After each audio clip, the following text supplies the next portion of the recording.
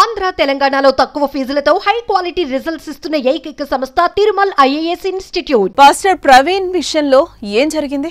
ప్రమాదమా, హత్యనా అనే దానిపై మిస్టరీ ఇంకా కొనసాగుతోంది.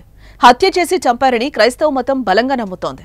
ఆయనకు జరిగిన ప్రమాదంపై సంచలన ఆరోపణలు వస్తున్నాయి. తాజాగా ప్రవీణ్ మరణంపై ఏపీపీసీసీ చీఫ్ వైఎస్ షర్మిల కూడా స్పందించారు. పగడాల ప్రవీణ్ది రోడ్డు ప్రమాదం కాదని చెప్పిన ఆమె హత్య అనడానికి సంఘటన స్థలంలో చాలా రుజువులున్నాయన్నారు. ఇది పక్కా ప్రణాళికతో చేసిన హత్య అని, వారి కుటుంబ సభ్యులతో పాటు అందరికీ అనుమానాలు ఉన్నాయని అన్నారు. ఈ దారుణ ఘటన 2 తెలుగు రాష్ట్రాల్లోని క్రైస్తవుల మనోభావాలను తీవ్రంగా దెబ్బతీసిందన్నారు. రాష్ట్ర ప్రభుత్వం ప్రవీణ్ పగడాల మృతిపై వెంటనే ఫాస్ట్ ట్రాక్ విచారణ జరిపించాలని షర్మిల డిమాండ్ చేశారు. నిజాలు నిగ్గు తేల్చాలని అన్నారు. ప్రవీణ్ కుటుంబ సభ్యులకు ట్విట్టర్ వేదికగా ప్రగాఢ సానుభూతి వ్యక్తం చేశారు.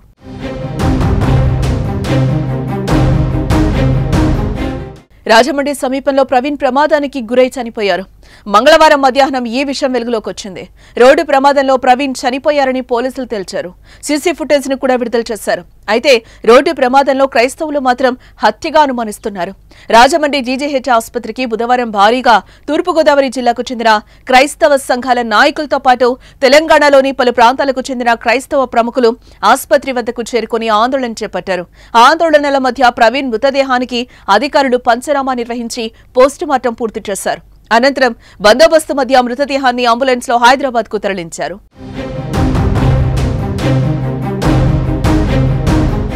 ప్రవీణ్ మృతిపై వస్తున్న అనుమానాల నేపథ్యంలో ఏపీ సర్కార్ ఇప్పటికే అప్రమత్తమైంది. ప్రవీణ్ మృతి కేసును దర్యాప్తు త్వరగా జరుగుతోంది. ప్రస్తుతం అనుమానాస్పద మృతిగా కేసు నమోదు చేసి కొవ్వూరు డీఎస్పీ దేవకుమార్ ఆధ్వర్యంలో 5 ప్రత్యేక బృందాలు రంగంలోకి దిగి విచారణ చేపట్టాయి.